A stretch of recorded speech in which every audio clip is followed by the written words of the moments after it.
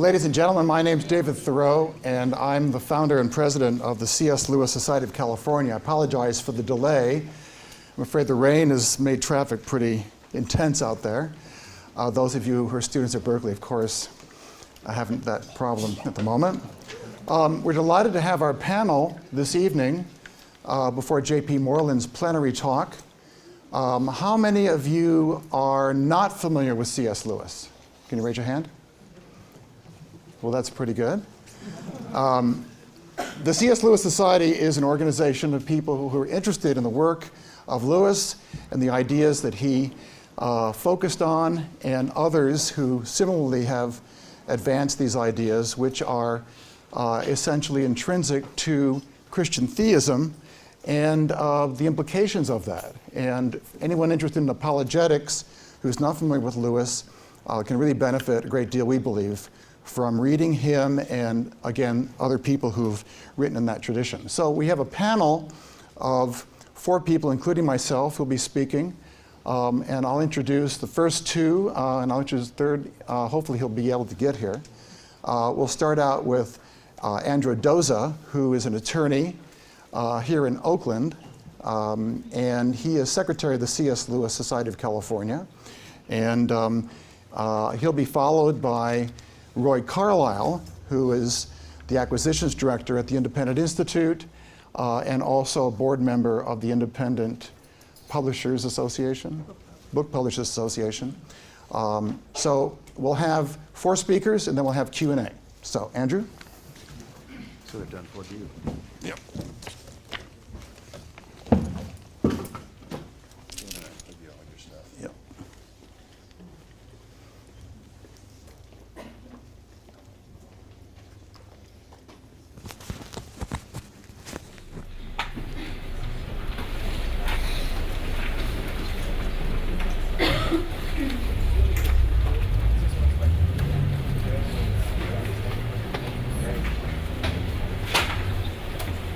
So good evening.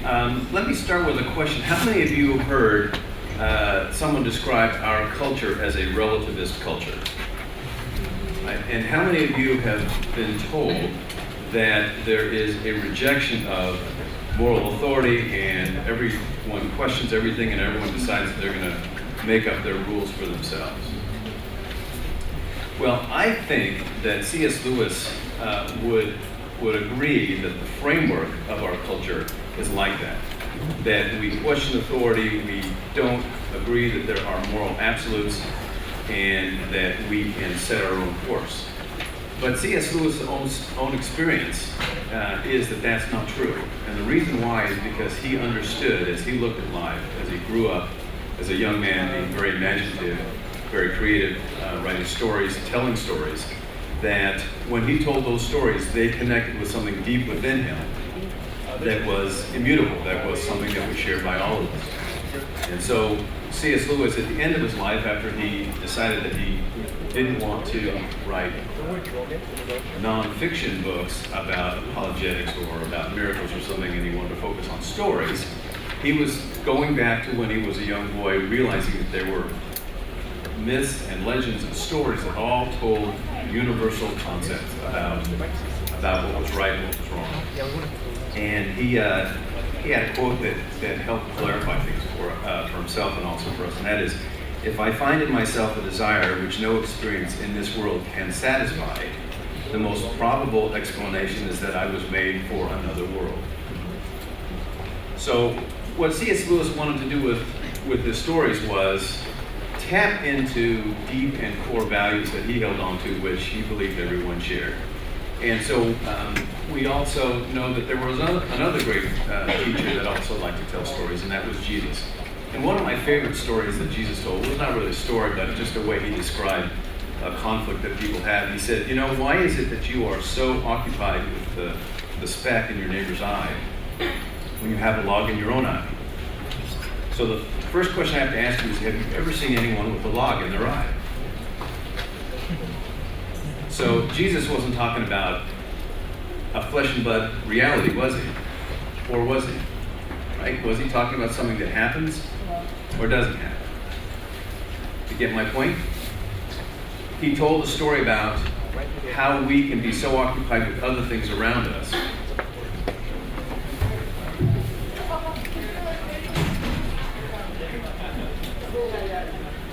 So like C.S. Lewis, I'm trying to tap into a higher power.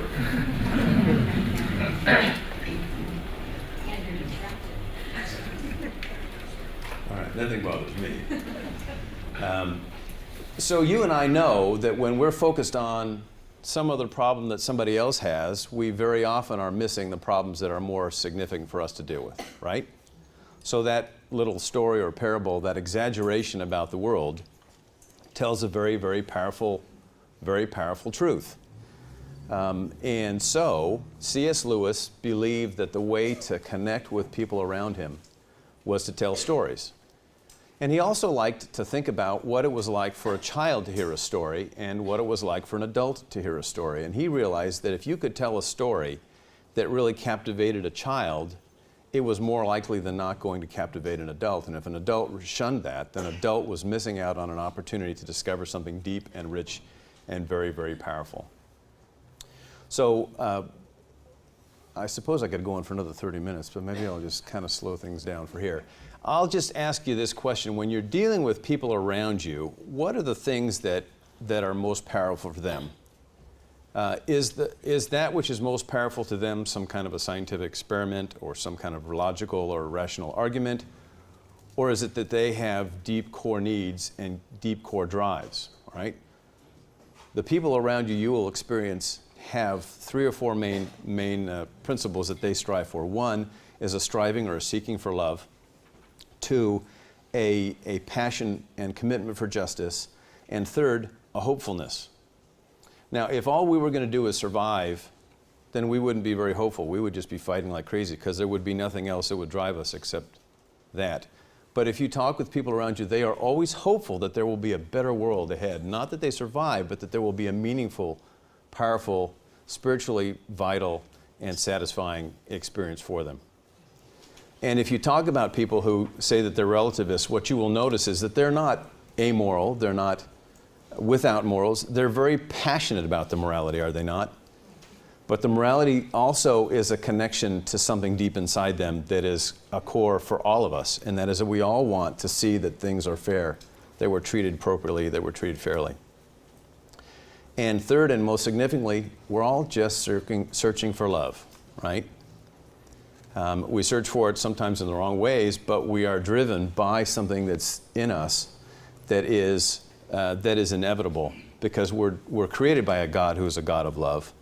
And so we have, in a sense, the molecules of the God who is a God of love, right? It's part of our fiber. I'll just say my personal view is that there's no such thing as an atheist. Because how could you be created by the God who is the lover of your soul and not know that God? If you look at, let's use the example of Beethoven. Beethoven wasn't sure that he would consider himself a Christian, but everything around him inspired him about beauty in music. And music is like the voice of the soul. It's the voice of the spirit, giving a cry out to the hopefulness that there is something more and something powerful and something beautiful. So I would just say that as you're dealing with people in your lives, whatever they may say, whether they would say that they're a scientist or a liberal arts major, you will see that everyone you deal with has those core values, those core drives, and they all relate to stories. They all understand stories. And so for C.S. Lewis, who was turned in his life to remember what stories meant to him, I encourage you to remember how powerful they can be as well. All right, thank you.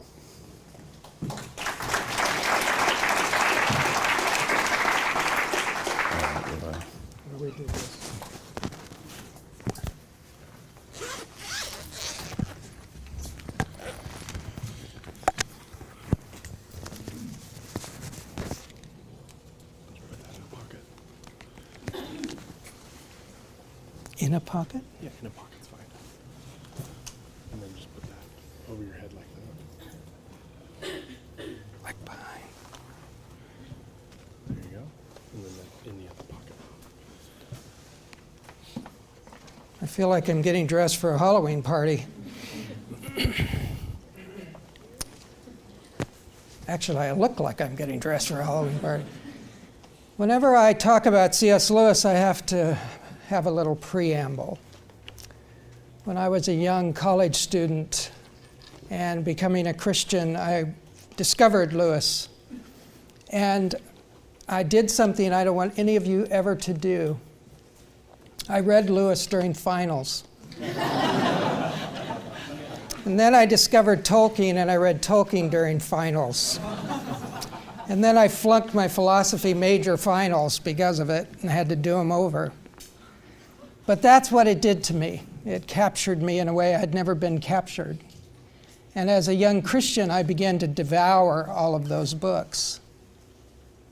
And I'll never forget when I became an editor at Harper and started publishing biographies of Lewis and Lewis's brother and handbooks to the Chronicles of Narnia and books like A Severe Mercy, which you're all too young to know about some of these. I became aware that Lewis was a guide for me in a way that I'd never quite understood anybody to be a guide for me. I was a philosophy major in college, and I have a theology degree, but nobody had captured my imagination and my mind at the same time. Now, some theologians are very captivating and wonderful to read, don't get me wrong, like Dallas Willard, who I also published when I was at Harper. But Lewis covers the whole waterfront. So he's got something for everybody. But one of the things I discovered early on in reading Lewis is that his challenges as a young man, remember now he was 32 when he became a Christian. So what do you think he was doing during his 20s? Probably what you're doing, only more, a lot more. He was actually kind of a playboy during his 20s and an atheist. He said publicly and in his writings that he was an atheist, whatever that meant to him at the time. And one of the reasons he said he was an atheist, he said this. He said this in The Problem of Pain. By the way, The Problem of Pain is his first theological book, which would get me off on a whole nother tangent, but I won't go there. He says, "What has been holding me back has not been so much difficulty in believing as difficulty in knowing." And he also says that my argument against God was that the universe seems so cruel and unjust, which is what I hear a lot from friends, that why can you believe in a God that seems so cruel and unjust? Last night I was at a gala for the Human Rights Watch and listened to people talk about 168 cases of people being killed and disappeared in different countries that the Human Rights Watch people are investigating. And I thought about how would you maintain your belief in God if somebody just took your husband off and killed him, or took your child off and killed her or him? It would be hard. And he had had that experience as a young man. He had lost his mother, had a distant father, all of those issues. But his two things were, one, I need to understand intellectually what Christianity is. Lewis did not process things. Lewis was brilliant, obviously, but he didn't process like we do in our modern age. He wanted to know what the truth was. And if you read Mere Christianity, you begin to get a sense of what he thought the truth was. And he was captured by that. So that was one thing. The second thing was he wanted to understand the nature of God. Not just that God was alive, but what was God's nature. And then he writes a book about what? Love, the four loves. So you see Lewis doing exactly what happens in modern culture today, trying to figure out whether God exists, and if he does, what's he like? But if you don't know those things, if you don't have a sense of those things, it's hard to respond to that. And so he went looking, and of course he went looking through literature, which is where he found a lot of it. Although he did one other thing. I have a friend who's writing a book about this, actually. He's writing a book about Lewis right before his conversion and during his conversion. And I don't know if you know this, but Lewis went for a walk. I'm very touched by this because when I became a Christian, I went for a walk with a friend. And by the time I got back from the walk, I was a Christian. It was 5 in the morning, but still. I thought I was by then. And Lewis went for a walk with J.R.R. Tolkien. And for 5 hours, Tolkien persuaded him about the truth claims of Christianity. 5 hours. Must have been a spirited time. All of us who've studied Lewis all of our lives would die to know what that conversation was about. We never will, but still. He went for a walk. He had a conversation about those issues. And then, as you know, he became a Christian on the back of a motorcycle, which I wouldn't recommend that either, but if it works, it works. So those two things are always there in front of us in this modern culture. If there is a God, what is he like? And is he a loving God? Those two things. If we don't know those personally and can talk about those in those kind of logical and smart ways that Lewis does, then it's hard to respond to people today because they're all asking those kinds of questions. We're all asking those kinds of questions. I'm asking that kind of question right now because I'm waiting to get a phone call that my daughter's been, hopefully not, but she's not been arrested because she's at Occupy LA. And she's one of the leaders there. And we disagree so much about so many things, but do you think I care about what we disagree about? No. I care about how much I love her, and I don't want her thrown in jail. Although she thinks it's going to be kind of cool. Let me tell you, it's not cool. So, let's think about that. Who God is, what's he really like? What's the truth claim of Christianity? And if it's true, is he really loving? That's what we need to know. That's what we need to experience. That's what we have to share with people. Thank you.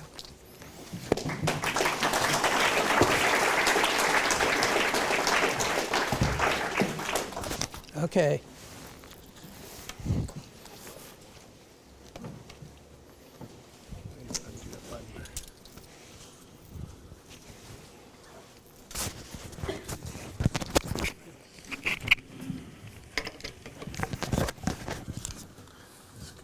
Just like that, over your head.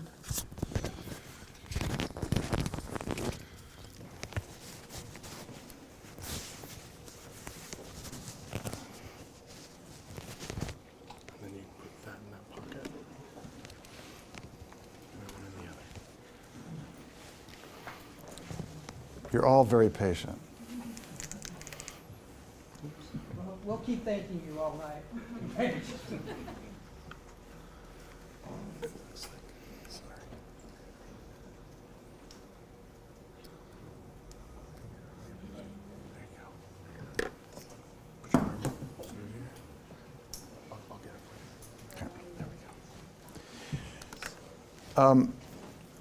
Is this working all right? Yep. Okay. On the table over here, I should mention there are 2 papers I'm hoping that each of you will pick up. And these are papers pertaining to the 2 aspects of Lewis I was going to talk about. The first is, to follow up on what Roy was just discussing, Lewis was an atheist in his 20s and started out as an atheist actually early in life. And Lewis, in fact, was such an adamant atheist that he was going to write, he thought, the definitive book refuting Christianity or theism. And he thought he had all the arguments worked out. And what started bothering him is the people that he respected at Oxford, since he was a professor there, a professor of medieval and Renaissance literature, all the people that he knew there who he really respected and the books that he really enjoyed were written by, oh no, Christians. Tolkien was one, and there were others. And over the years, what happened was that he found that the arguments he had for atheism, when he simply tried to spin them out, would just fall apart. And the way he described his situation was that he argued himself into a corner, and he had to admit that God was God. And he described himself as the most reluctant convert in all of Britain. The two papers, one is on Lewis's work critiquing what's called naturalism. Naturalism is a more academic way to say atheism. Naturalism means that all that exists is energy, matter, and the laws of physics, and everything that ever has existed and ever will exist and exists today is simply a spinning out of those properties and those entities in a sequence of events that cascade from the beginning of the universe to now. The other paper is a paper on Lewis's views on what's called natural law. Does anybody here not know what natural law is? Don't be afraid. Natural law is a classic view that there is a reality of good and evil that exists, as well as other properties such as the law of gravity and other natural laws that essentially rule the world.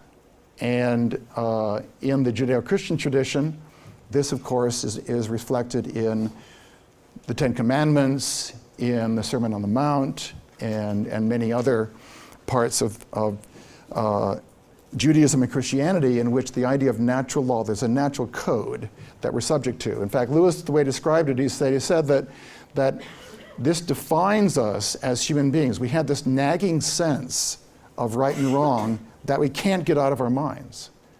In fact, we can't be human without this sense. Paul said that it was marked on everyone's heart. Anyway, the other paper is on Lewis's views on natural law and what that means to spin out as far as what we do in our lives. How do we treat other people? How do we behave in the public square, and what the implications of that are? And there's an ethics to it, and there's an economics to it. There are indeed natural economic laws. And in Lewis's book, The Abolition of Man, he discusses this in more detail. He calls the natural law the Tao, not Taoism, but the Tao as in the way. And that the Tao is a universal sense of all humanity, every culture, every civilization. So at the back of the book, what he does is that he includes an appendix in which he goes through the ancient writings of China and Babylon and many other cultures and finds out that there is this unusual, amazing similarity across all cultures, that the golden rule is upheld, and stealing is bad, and killing innocent people is bad, and so on and so forth. Not to say that everybody followed a consistency or that the rulers followed it, hardly, but there was this sense, and the success of that civilization depended upon how closely the civil law reflected that natural law. Here's a quote from Lewis in this regard. He says, "If a man will go into a library and spend a few days with the Encyclopedia of Religion and Ethics, he will soon discover the massive unanimity of the practical reason of man. From the Babylonian hymn to Samos, from the laws of Mamu, the Book of the Dead, the Analects of Confucius, the Stoics, the Platonists, from Australian Aborigines and Redskins, he will collect the same triumphantly monotonous denunciations of oppression, murder, treachery, and falsehood, the same injunctions of kindness to the aged, the young, and the weak, of almsgiving and impartiality and honesty. He may be a little surprised, I certainly was, to find the precepts of mercy are more frequent than the precepts of justice, but he will no longer doubt that there is such a thing as the law of nature. The pretense that we are presented with a mere chaos, that no outline of universally accepted values shows through, is simply false, and should be contradicted in season and out of season wherever it is met.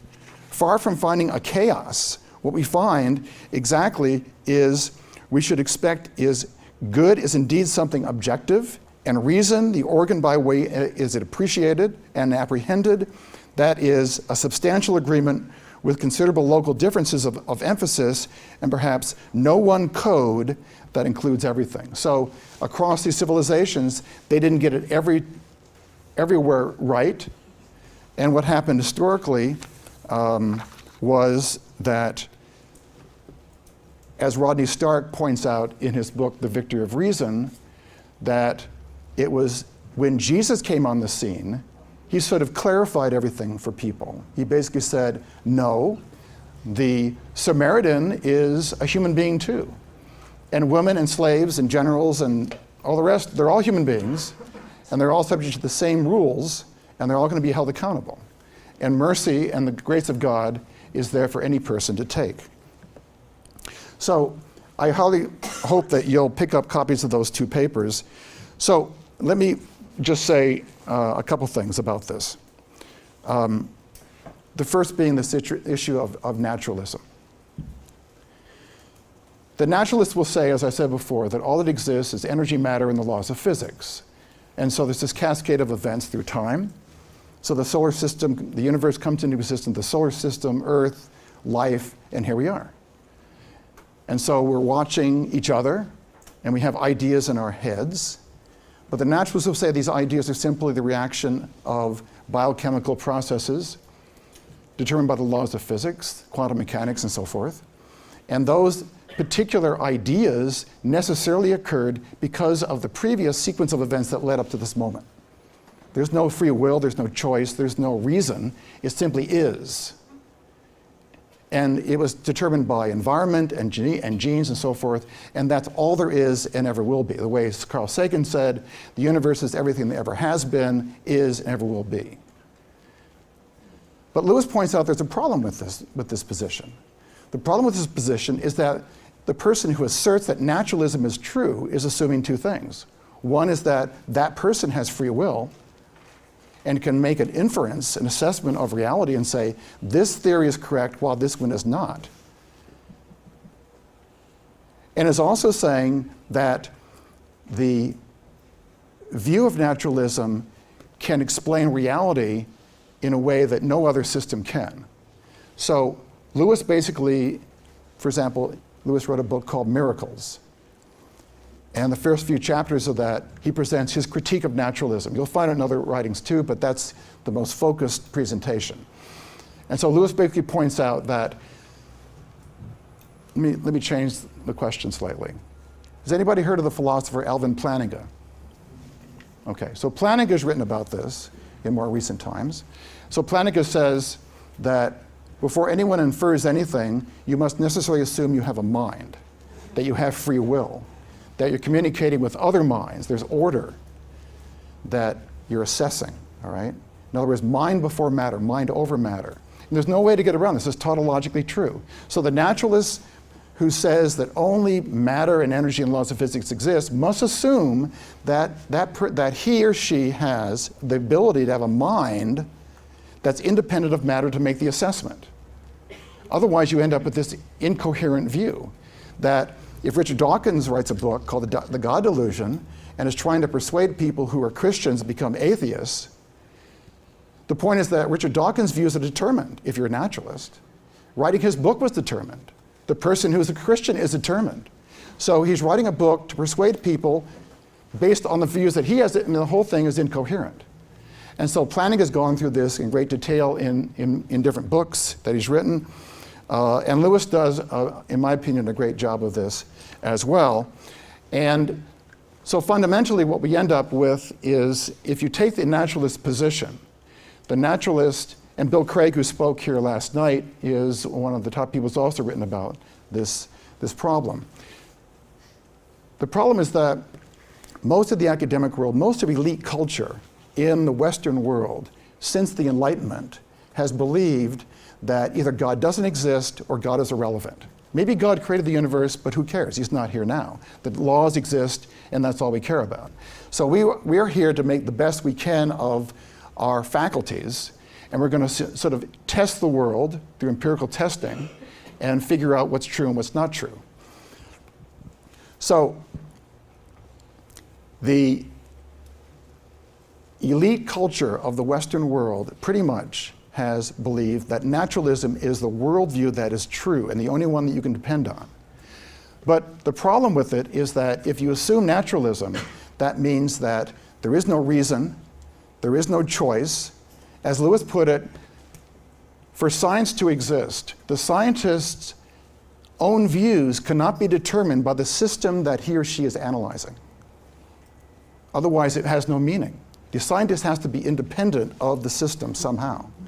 And so what Plantinga shows and what Lewis shows earlier is that because naturalism is incoherent and self-refuting, that means that something must exist other than simply matter and energy and the laws of physics that is non-material, that is either non-natural, extra-natural, or supernatural. And so Plantinga's point is that the mind is necessarily supernatural, which makes human beings unique. Man is created in the image of God, and in the beginning was the Word. So the mind precedes everything, and the mind made the laws of physics and energy and matter and all the rest of it possible, and our ability to assess it. So if you assume the naturalist view, you have a problem. Now, the way this has been endured for years, quite frankly, is because in higher education, most fields are so hyper-specialized, so siloed, that they're not even aware of the problems that they're involved in. They're pursuing good work in biology or physics or engineering or economics or whatever it might be, but they're fundamentally not even aware of the contradiction because they don't read Plantinga or whatever. And so they're just siloed away from having to be confronted with this dilemma. And the other reason is because it essentially fits in with the nature of man, that man is prideful. Man wants to be his own God. He wants to set up his own rules. But as Plantinga and Lewis and others have shown, this really creates an unresolvable, incoherent, self-refuting position. What Lewis further says is that if you assume naturalism is true, that means there are no individuals. The individual does not exist.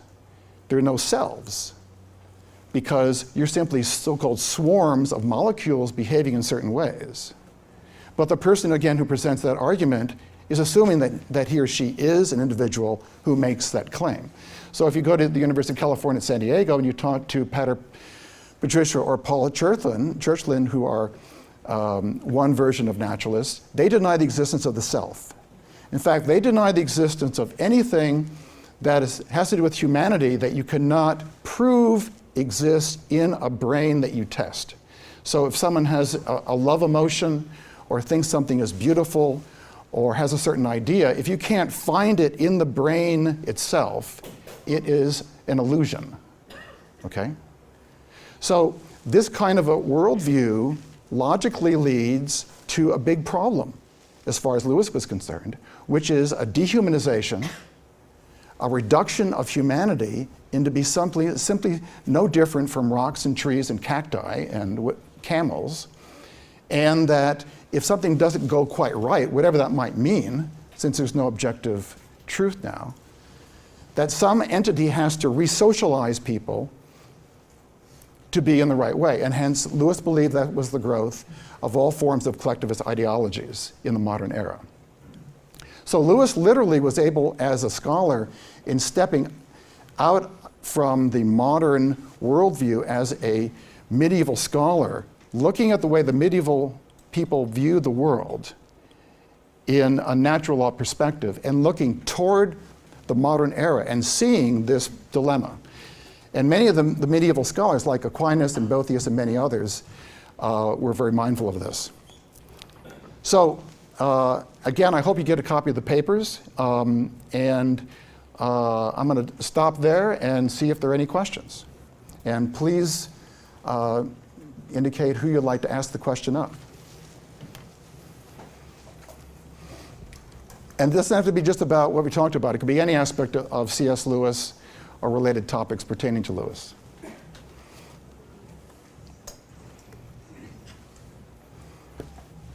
It's definitely different. It has Sure. to do with C.S. Lewis. Yeah. But read quite a bit of Lewis, and I finally broke down and read Till We Have Faces. Mhm.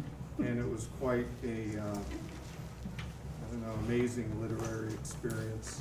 And I'll just throw it out to the panel. Does anybody have any thoughts on that book and anything to do with that at all? I'll go after you. Okay. I'll just say a couple quick things. Till We Have Faces, for those of you who don't know, is Lewis's last novel, the one he was most proud of. It is a retelling of a classic story, Roman story, of the myth of Cupid and Psyche.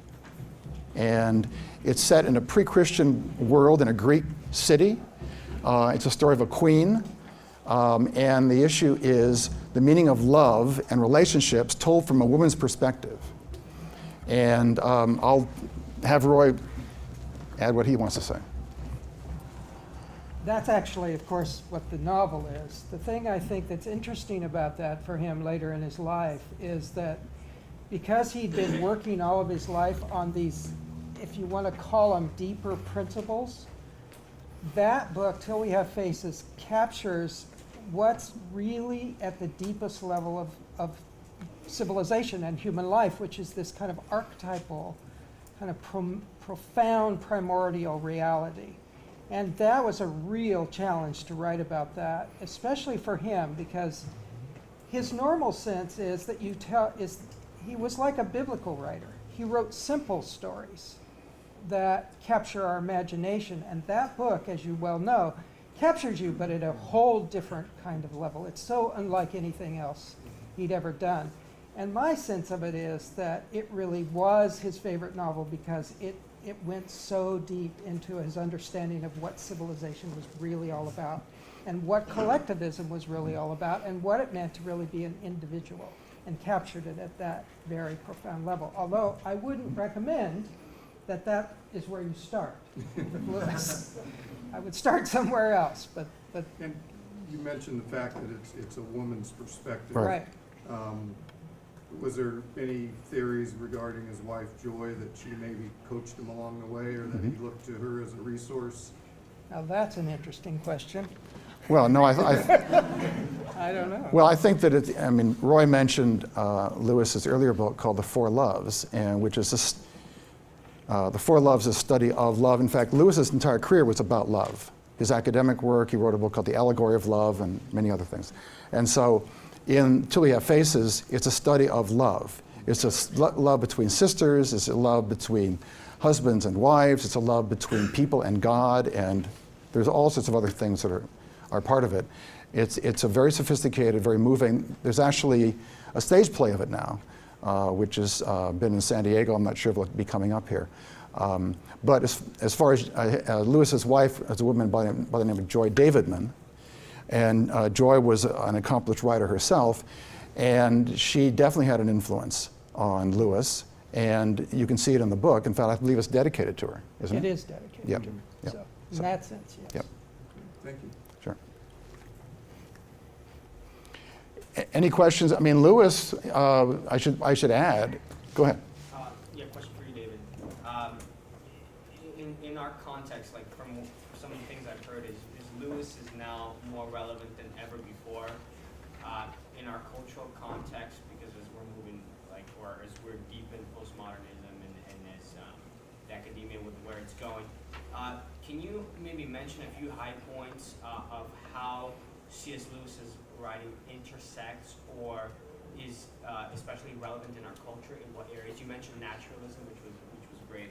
Well, Lewis was quite prescient because he was a critic of so-called modernism, which is the view that the world is a machine and everything's determined physically, right? Which I just mentioned. But he was also a critic of what became postmodernism, which is the view there's no objective truth, everything's relative, and you have this incoherent sort of nihilist perspective. And so really reading The Abolition of Man, I can't more highly recommend that. It's a critique of subjectivism in aesthetics, epistemology, and moral ethics. It's beautifully written, it's not that long, and everyone can benefit enormously from it. So I've been told that we're out of time. I want to thank you all for coming, and we'll be happy to answer questions separately. And again, I hope you'll pick up copies of the papers. One last thing I'll mention is that those of you familiar with Lewis's book, The Screwtape Letters, the stage production of that is coming to the Herbst Theater in late January by Max McLean. It's been sold out, rave reviews everywhere around the country. If you want to have a notice about that, go to the Lewis Society table upstairs in the plaza and just give us your information, and we'll be sure to make that you get the email alert about that. So thank you for coming.